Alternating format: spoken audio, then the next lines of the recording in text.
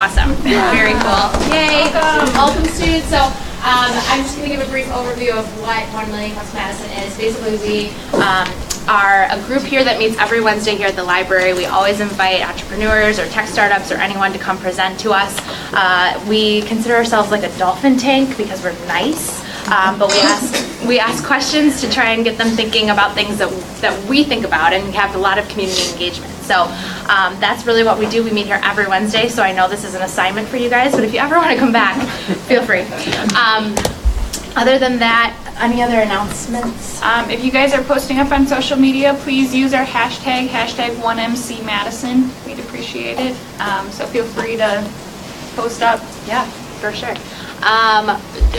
We usually go through introductions and we usually introduce everyone in the room. We usually don't have a size this big. So for the sake of time, we're just going to welcome everyone and hope you guys enjoy. I also want to take a quick, we got a big group. We have some seats up here too if you're looking.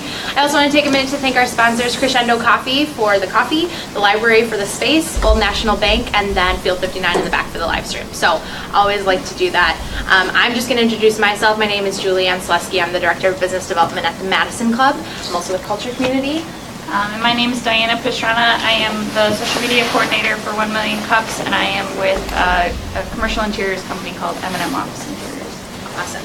So this is really short because, Can I make a real quick announcement? Sure. Please do. Yeah, Sorry. please do. Please do. Just because I have all these students here, I'm Chandra Miller. I work with Starting Block Madison, and if any of you are interested in staying abreast of what kind of events are going on in the community, startingblockmadison.org, we put out a newsletter that sort of collects all of the entrepreneurial-focused and innovation-focused events, and we put it out twice a month. So if you're interested in that, we do 1 Million Cups speakers, we do everything. So you can sign up on our website and keep abreast of what's going on this semester or beyond. Thank you. She's a really great resource for anything entrepreneurial, anything starting up in Madison. So I don't know what you students are looking for, but she's a great resource for that as well. So any other quick announcements from any of our regular old-timies? Okay, awesome. All right, so without further ado, Megan and Jet from Love, Wisconsin are going to take us out. You guys are welcome. Happy Valentine's Day, everyone. Happy Valentine's Day. As a project that focuses on love, we feel like it was really special to be invited to speak on Valentine's Day. I'm Megan Monday. And I'm Jet Waller. If you can't hear us, just say louder, louder. We'll do our best. We're the co-founders of Love Wisconsin, and as you can see, we have really cool jobs. We get to have pretty much fun every day telling stories and connecting with people across our state. So Jet and I have been working in documentary and art and storytelling since we graduated college, which for me was art school and for Jet was filmmaking school. And about 5 or 6 years ago, we started a company together that helps brands tell their story. And that company is called Metamundi Creative. And on the side of that work, pretty early on when we were building our business, we started this side documentary project, which ended up being a really big part of what we do every single day. And that's what we're going to talk about. So I'll tell you a bit about the inspiration for the project. Some of this will sound really familiar. We've been in the media industry for a long time. And we've started to see a change, from a long time ago there were just a few channels, right, and everyone would consume those together, and then now it's kind of infinite channels. We all have our choices, what we want to watch, but we've also found out that, in the last few years that information's being fed to us. The algorithms on social media are starting to show us what they want us to see, and that is really putting us into these bubbles that affirm and reaffirm our existing beliefs, right? At the same time, over the last few decades, people have been geographically sorting themselves, moving into communities of like-minded people. And that's starting to create this environment where in some cases, you may go several days without interacting with someone who has a different belief system than you, looks different than you, has different perspectives. You may see them, but you may not interact in a meaningful way. And that's happening in our media landscape as well. And here in Wisconsin, the neighborly, friendly state, we started to see that happening too. We saw a little bit of mistrust, some resentment that's been documented, and some division, and it's all becoming kind of more out in the open, right? So as media makers, we are sitting here going, oh boy, we've been in this field for a long time. If media can pull us apart, it must be able to pull us together. So that was sort of the inspiration for this project. We said we wanted to create a project that will challenge what's happening in our culture, challenge that sort of narrative that's happening in our media. So that project became Love Wisconsin. And because it's a kind of a social entrepreneurial project, we set it up as a nonprofit, and we gave it a mission. Our mission is to use storytelling and technology to bring about a more connected, compassionate, and engaged Wisconsin. And what that essentially means is, again, we wanted to use media and technology to bring people together and help them kind of walk in each other's shoes, get an experience of understanding someone else's perspective. And this is what it looks like. Kind of a digital storytelling project overall, but we also wanted to use a transmedia approach, which means we brought in this offline component. There's places for people to engage with our project offline and online. There's conversation groups, there's participatory elements. So we wanted the narrative and the narratives we get out there to also come bubbling up from our audience. And that, for those of you who study, is a transmedia approach that might be worth looking at. So we used 3 key strategies when we were developing Love Wisconsin. And the first one was place-based identity. So we all hold multiple identities, and some of those might be why you're here today, right? Like an identity as a student, or as a tech person, or as an entrepreneur. And the great thing is those identities can bring us together in some instances.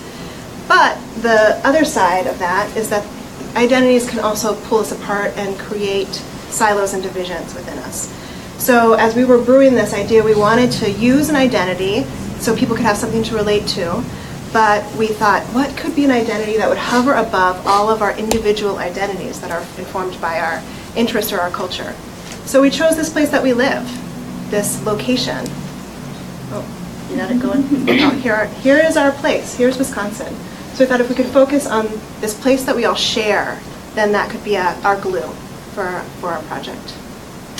The next strategy that we used was storytelling. And there's a ton of research on storytelling, but the bottom line is that it is empathy building. So stories, if they're good ones, make us feel things, and our feelings inform our beliefs, and our beliefs inform how we act in the world. So in that way, stories can change the way we interface with our communities around us. So at Love Wisconsin, we focused on inspiring and empathy building stories to allow people to walk a mile in each other's shoes and get to know one another. We use first-person narratives. And at the beginning, we did a lot of really hopeful and inspiring stories, and we still do. But in the last year, we've taken on some stories that are a little bit more challenging. Stories of addiction and recovery, mental health, incarceration, food insecurities. So the binder, though, to all these stories is that they remain future-oriented and hopeful. And the last, people, in a time that when we were building the project, the prevailing advice was like, you're on social media, post 1 million times a day and just do cat gifs. Just do memes and cat gifs. And so we're like, okay, well, we're going to test this other thing. And the great thing is that people actually really responded. Even though the stories were kind of challenging, and even though the stories took a little while to read, they really were all in. So the last thing that we did is we knew that if we wanted to do this community work to bring people together, we actually had to build a sizable audience. So we used a variety of creative strategies and digital strategies to activate different parts of our state and grow an audience. So, and the good thing is it worked. As she said, people were responding. They're reading really long stories on Facebook, which we chose as our primary platform because it had the audience that we wanted to reach statewide. And that led to growth. And it wasn't, our growth was not expected, honestly. This was an experiment. Maybe we'll just get a couple hundred people to be interested in this, but it worked. In fact, in the first 2 years, in terms of our Facebook page, where we really focused, our followers exceeded the number of followers at some of the largest, most established publishers in our state. And we were able to attract the audience we wanted. We were able to get a diverse group. We have people across political divides, across geographic divides, and from different ethnic and racial identities. And I think the metric we're most excited about was our engagement. We are in the top 5% of Facebook pages globally for engagement. And that means people like and click more on our stuff, but also that meant that we were reaching 200 to 500,000 people in our state, really making us a pretty influential publisher in a quick bit of time, starting from scratch. So one of the things that was a big surprise to us was, again, we're posting these long original content stories, and somebody, in the beginning people would say, you've got to post at least 5 times a day. But instead, in 2017, we posted 359 times in that year on Facebook. You can kind of do the math and realize that's about 1 time a day, yet on average, our views per post were over 145,000 people. So we kind of broke what people had in terms of expectations on social. So that was all going pretty good, we thought. And as we were building our plans for 2018, we reflected on the past 2 years. And 2 things really stood out to us. The first was that people were engaging and really commenting on the stories themselves, but that was like the top of the platform. They couldn't go up the ladder anymore. And so we thought, well, let's maybe think of the next place that our audience can go. And the second thing that stood out to us was that diverse audience. And that was our goal, to bring people from different social identities and geographies together. So how could we bring them into more direct connection? So this year, just a couple weeks ago, we launched a conversation group. And it's a Facebook group attached to our publishing page. And the idea is that people will share from their personal lives, inspired by the stories that we tell over on Love Wisconsin. And it's going to operate, we think, sort of like a well-resourced book club. And so we have an expert facilitator that is working with us. Her name's Annette Miller, and she's going to shepherd the conversations in this space.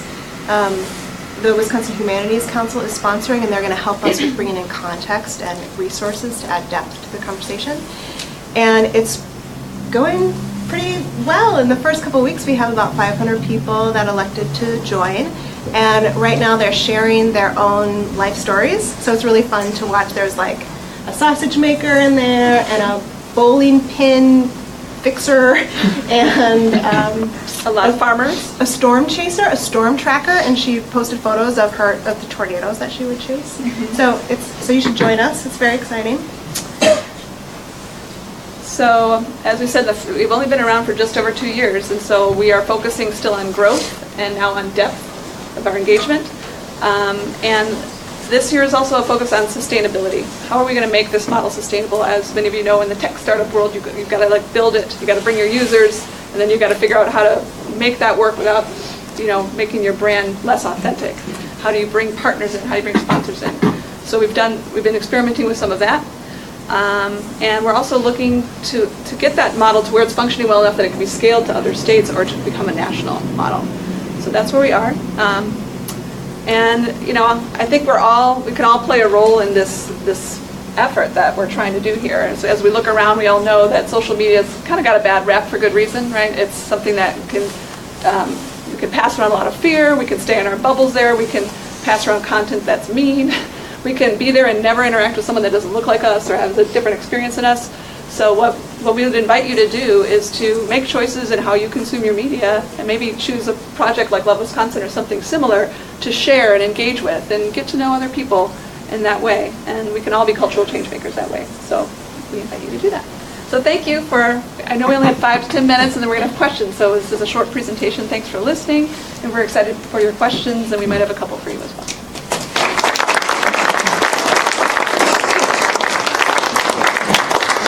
Like Stacy is already going to start us off,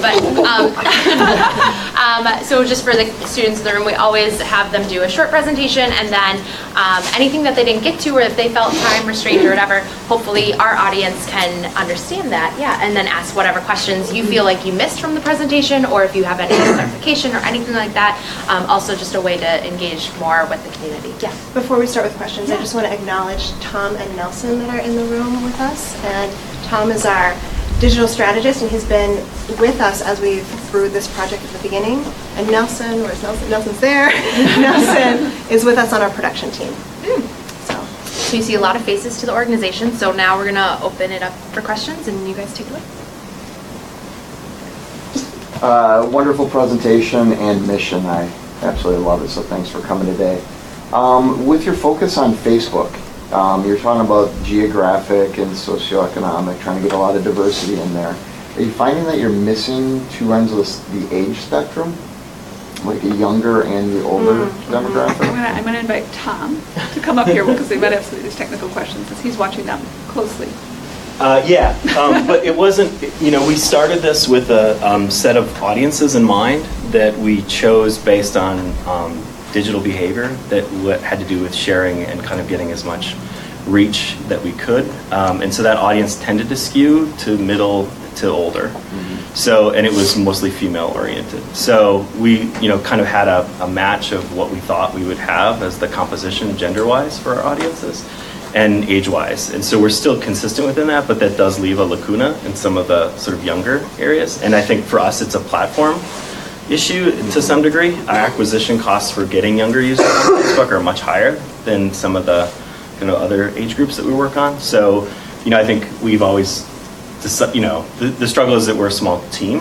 So moving into a new platform requires more effort than just to throw another post someplace else. And so at this point, you don't have any plans in place to move to other platforms? Well, we're on Instagram and we're on Twitter, but Okay. but what we'd like to do is create unique content for those platforms. And right now, we're sharing our stories that we publish on Facebook on those platforms. But we do think Instagram is probably the best place for us Yeah. to grow to that demographic, especially with some of the other technology. We're also focusing on depth and potentially we're recording all of our interviews now on audio and maybe moving into the podcasting world eventually. And so we're preparing ourselves for those opportunities. And then we're also engaging people through email and new ways through our conversation group. So we're just trying to cover it all. But Facebook has been the main focus. Sure. I just have some questions about your structure as a business. You're a not-for-profit. Yes. What is your product, and what is your desired perfect engagement with your audiences? So our product are the stories. That we see Love Wisconsin as a publishing platform, and so our desired engagement is really people engaging with the stories on social media where the project lives. However, we have some offline strategies, and so for example, just this past year, we had 2 partnerships with arts organizations where we took one of our series called English for Wisconsin and turned it into a curriculum, and these 2 arts organizations facilitated the curriculum in different school settings, and so there's a product there as well, and then our conversations platform is also new. So Yeah, that's sort of a side effort that can kind of scale, and they're generating content for us. So this participatory element is always in the queue. We'll be speaking to a rural group soon and sourcing conversation starters from them. So it's just trying to get our audience deeper engaged in terms of what the goal is, having them engage both off and online and adding to this story narrative and having those stories be consumed in different forms and spread. So the other thing that I'll mention is in terms of revenue, we've tried a couple different things. We have a couple different models for that. And one of them is a sponsored content model. And last year, the UW signed on to do 3 sponsored content stories, and they were really successful. And we chose together beautiful stories to feature. Say UW Health. UW Health. So it was the Carbone Cancer Center and the American Family and Children's Hospital. So we're looking to pursue that model. We also have an underwriting model. So the Humanities Council is underwriting the Conversations Project. So there's this piece of it that applies to grants, but there's another piece of it that's trying to figure out the revenue-based product that we can offer in the marketplace. Just a quick follow-up on your sponsored content thing. Do you produce based on what they would like, or do they produce with a little bit of you? So we think that the reason that they have come to us is partially our audience, but also the way that we tell the stories. So it's been very collaborative. They've had some ideas about the different areas in the state that they want to market to, or the types of stories that they want to tell. And they came to the table with a lot of different opportunities, and we had a bunch of meetings with them to identify what stories would resonate with our audience, and then we crafted them in a way that would resonate with our audience, and then we published them and used advertising strategies to get them where they needed to go. So, it seems like you have a great audience that's very captivated with what you're saying, and storytelling is such a strong human element, right? Have you guys chosen, in my mind, the next step is advocacy, right? Picking a passion of your own or highlighting the advocacy for other nonprofits in Wisconsin and giving them the platform you've created. Do you guys have partnerships? I mean, the ability to storytell is so strong. So do you guys have a plan for, highlighting other nonprofits, really picking your own advocacy? I think we wanted to be careful to not, sort of on the development of the model, to look at that as a sustainable aspect of our work. So, when the Humanities Council came in, they're supporting us in underwriting, but they're getting a lot of promotion for them. They are also a nonprofit. In terms of advocacy on specific issues, I would say the core focus we have certain values of the project, and one of them is equity. And, so if we saw the woman fly fisher, for telling that story, we might, what's that? Conservation, right? It's touching upon conservation, but it's also a woman who's teaching women how to fly fish. And so you'll see it underneath in our stories that we have certain values to them, and particularly equity is very important to us. But in terms of getting out there and really advocating things, that's going to be seen. What we want to do is really keep the brand welcoming, to not have people say, oh, this looks like they're trying to make me do something, So we're trying to keep it very open, but still existing within our values, which you can see if you follow the stories. Well, just to add, one of the things that, just since they won't toot their own horns, I'll do that. A lot of nonprofits have come and asked to tell their story, but usually what happens with their process and how they do this is, that story that here's my nonprofit, here's what I do, is it just hits a little less it doesn't have as much of an impact. But then there's usually a story behind why that person started that nonprofit or why that person got involved, and they kind of pull that out of that person. So what you get is a richer, deeper story about someone's sort of deep, meaningful engagement with an issue. And so it's not like we do touch on those, but I think what you end up getting is this story that is actually really humane. It's really human, and it's really powerful. So there's been at least 5 or 6 people connected to nonprofits that you've told stories about. But it's usually very tiny ones, started by one person. There's a story we ran last week that was a small food pantry in a rural town, or a volunteer group that's doing emergency response or something. But it's not, a really organized, large nonprofit. That would feel more under our underwriting or sponsored content model. We are looking to fund a series on the opiate issue in our state, and are bringing together a lot of partners, and our hope is that several partners will step up and support that work, and then it can spread a lot farther through those organizations.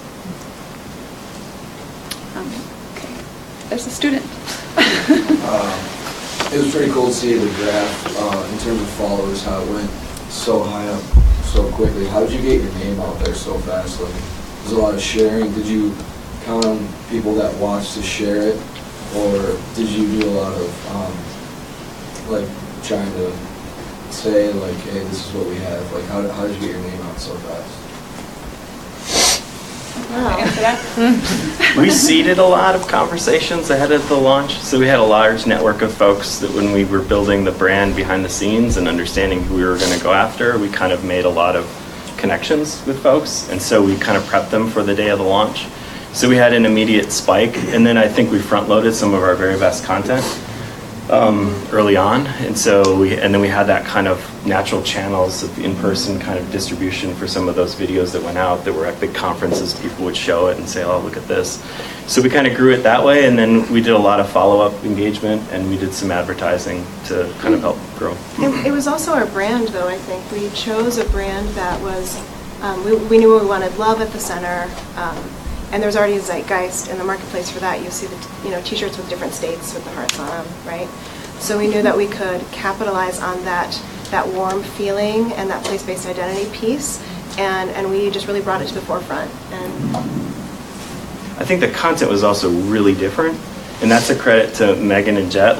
We did a lot of examination of the content that was working behind the scenes to see what we saw, and I think there's a lot of pressure to be just like everybody else, to post like this, write stories like this, do it like this, because this is what works. And I think they were more kind of experimental, and when they discovered a new, unique voice that they could put themselves out there with, that was, I think, a big attraction to not be just like anything else.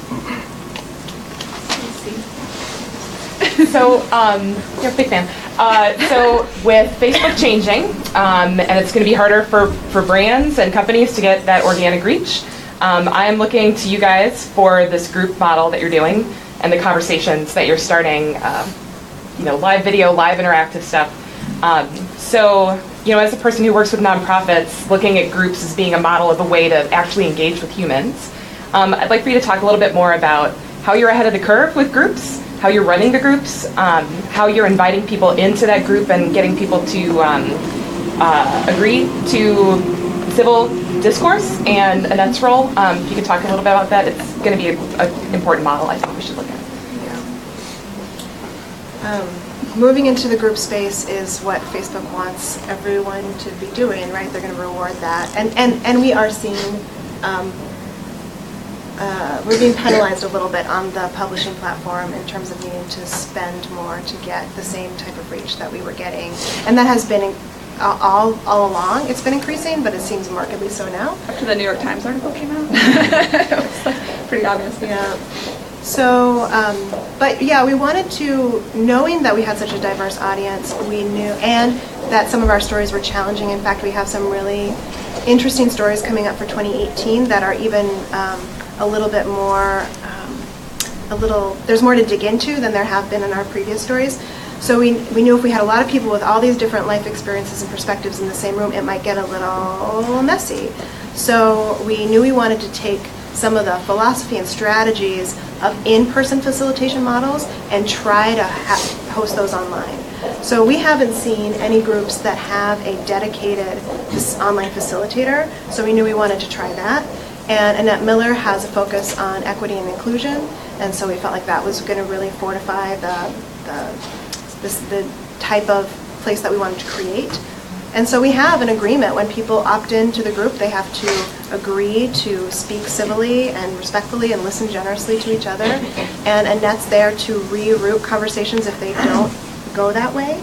And we have a variety of different strategies to do that. And we're also trying to ask questions that are self-reflective and will hopefully pull out some meaningful and really vulnerable responses from people, because we feel like that's where the healing work is really. That is where the binding and community work does, is when you show yourself. Can I ask a question of our student focus group? How many of you are active on Facebook? Raise your hands high.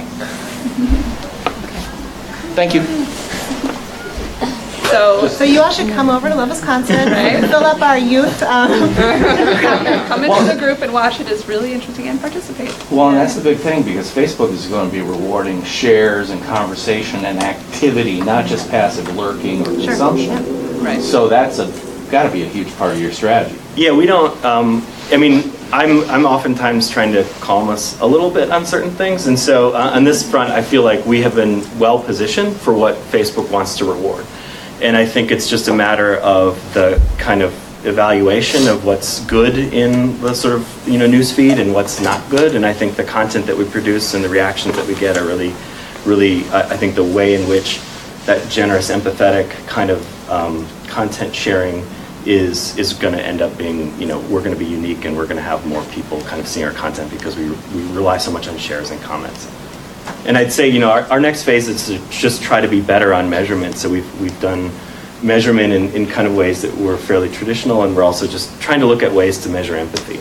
And that's, not something that exists on the Facebook platform, but it's something that we're interested in finding, some things with natural language processing and looking at comments and what kind of words are being used and how that's being, matched with what we think people are saying in the other posts.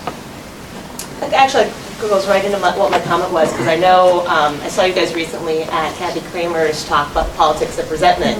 And so I was curious as to whether or not you are building in metrics or a way of measuring perhaps change, because I think that that's the power of storytelling and underlying. That's what really you're trying to do, is create a space where conversations and storytelling change the way we interact and change behaviors and change the way of thinking. And I'm wondering, have you thought about what the qualitative or quantitative measurement metrics are to track that? Yeah, we're capturing the qualitative, the comments, and Tom is actually developing an empathy map to code the language in the comments to, you can speak more to it.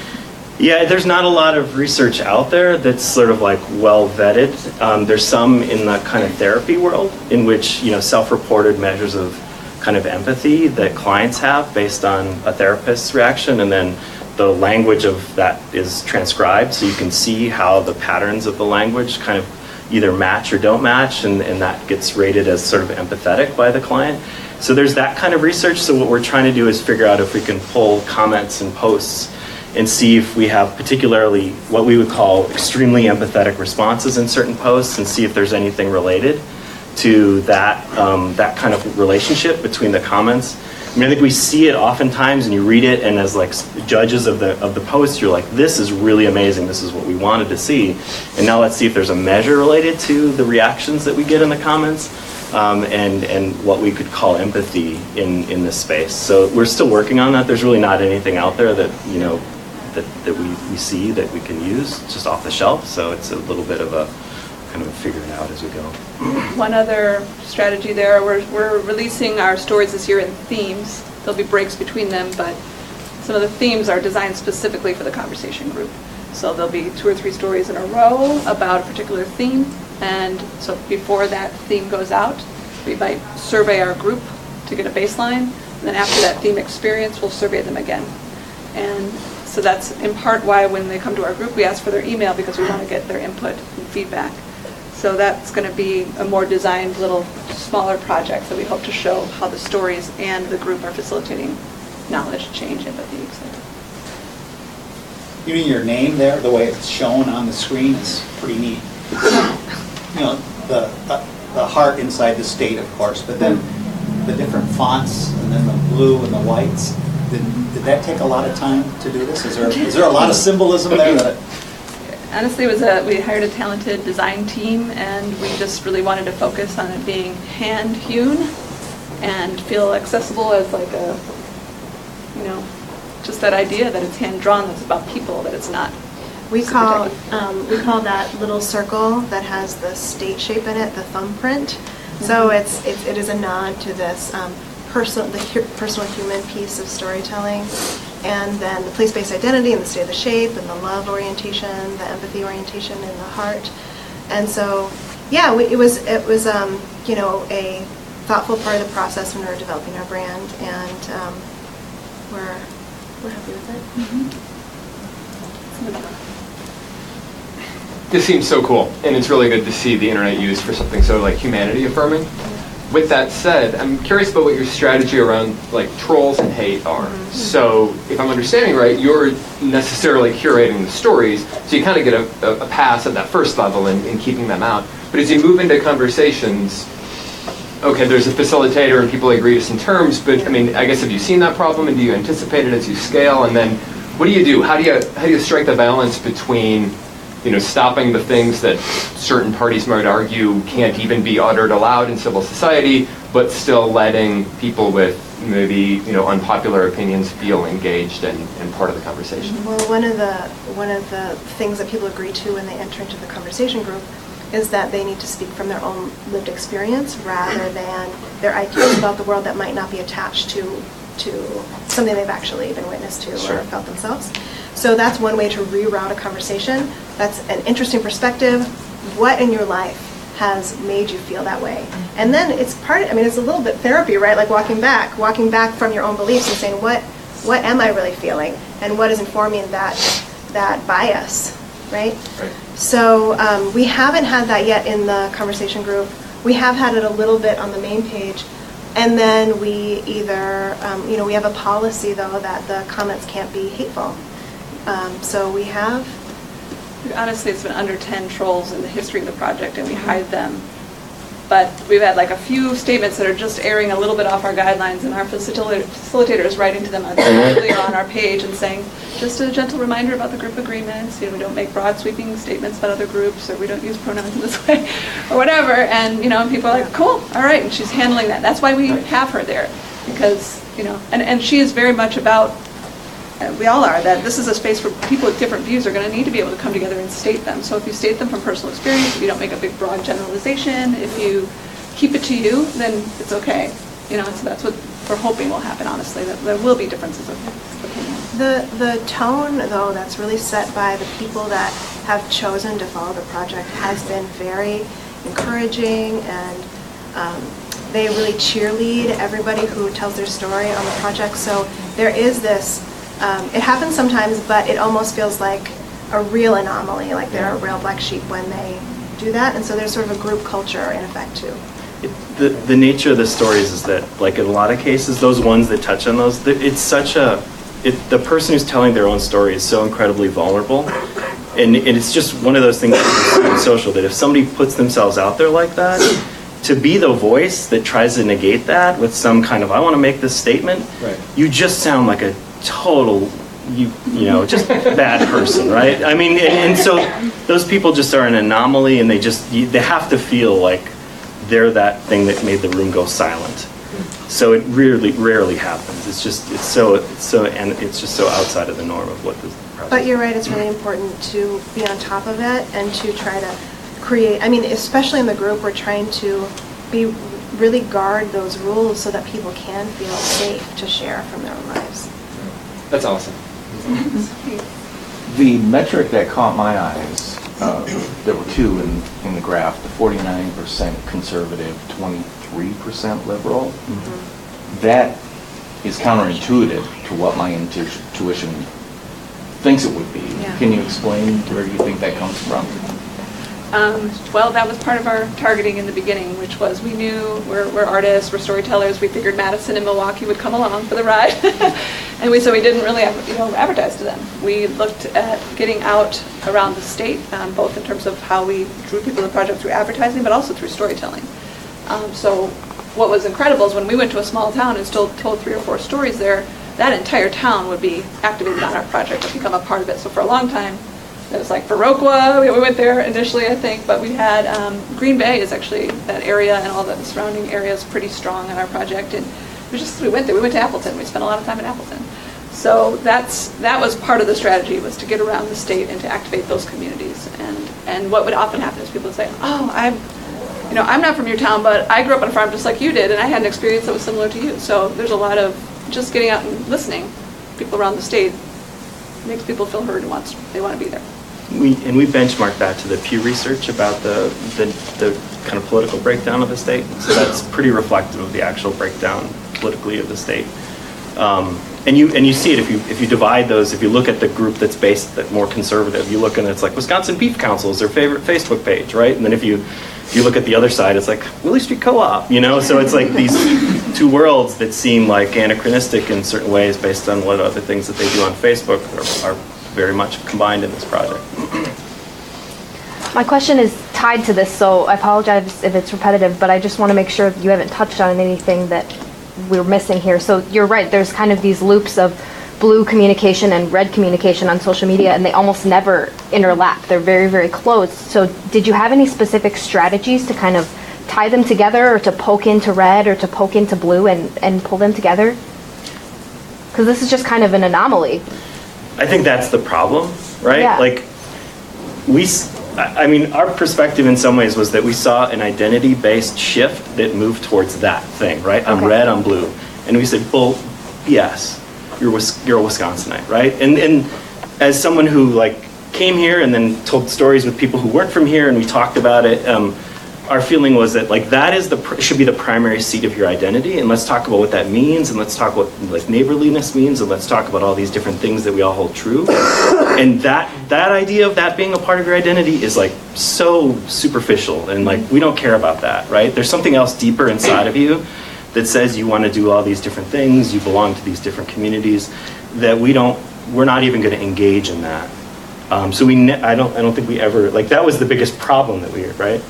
Yeah, it's that people have that social identity on them, but we're not a project that cares about that. We're a project that cares about people, and it cares about our state, and so it dissolves in a way through our. Well, also I think that if you are able to peel back the layers to why people hold those red or blue identities, it often comes from either a care or concern or a fear or something, and storytelling is the way to access that. That's an emotional based response, and if you can get to the storytelling place, which acts in the emotional sphere, then you can maybe bring people together where if you were at the belief space, you couldn't get them to talk to each other. Okay. So I will say, first of all, this is awesome. And my question's a little biased, so my background is in mediation through theater. And so I'm wondering if you've ever considered doing live events, like based on your top post of 2017, we're going to do a live event with those people and do updates on where they're at and give people an opportunity to interact face to face and maybe facilitate conversations in like real life with each other. Yeah, that's kind of in the works. The Humanities Council is interested in doing some of that. They already they do a lot of live conversation events, so they're a perfect partner. We can imagine taking some of the themes we have coming up and doing a live event and then streaming it live, similarly to what you all are doing. So that would allow us, and then to do that all over the state would be really cool. Honestly, as Tom pointed out, it's capacity at this point. We had to build it, we had to bring people to us, and now we're getting to this experiment kind of fun phase. So we want to get our conversation group going, and then we want to bring that out into the world in person and figure out how we can model it back and forth. So we also have Facebook Live happening in our group only. So that, to answer Stacy's question, is like creating value in the group that doesn't exist anywhere else. You know, you can't meet this person who you've just heard about on the main page unless you come there and talk to her, talk to him. So that's one thing that we're doing. And so there are those options where you can talk directly by writing questions to the storytellers. I love that impulse, though. I think that that's part of the future of the project, is to bridge that online and offline. I really applaud your ability to penetrate sort of all the wide spectrum of the political spectrum, I guess. But on the same chart, I noticed that you've got 10% engagement in the African American community, you've got 5% engagement in the Latino community. Do you attribute that to the demographic makeup of the state, or do you think that your platform and your stories are resonating less in those communities? 10% is over-indexing. There's 6.6% African Americans in our states, so we're over-indexing in that metric. So it's not that one's not an engagement metric, it's an audience metric. But our engagement metrics match that too. Okay. So engagement and actually a little over-index even higher for that. But there are certain, I mean, there's certain. I think we try really hard to get a variety of not just experiences, but racial and ethnic identities as our storytellers. So I think that that's a big part of it, is just publish, people respond when they see people that look like them or hold some similar experiences to them. So that's always been baked in, that we've been trying to do that all along. Just a second. I know your logo is centered around the Wisconsin area. Do you have any plans in the far out future to extend to other areas in the Midwest? So as I said, we've been thinking about this as a model. We have a lot of templates for our content that we've developed through testing that could be modeled and created in other states. So that's an option. We've also talked about maybe pulling out some of the content and looking at it at a national level, because it's performing so well. What could we do at a national level? That one's a little bit more nascent.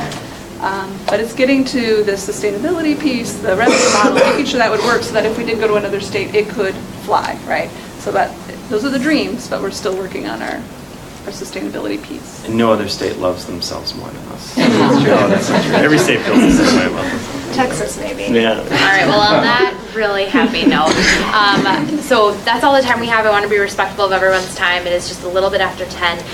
That being said, we have more coffee. If you guys are okay to stick around, just in case anyone has questions come up. Otherwise, we will see all of you guys back here next Wednesday at 9. Thank you. Thank you.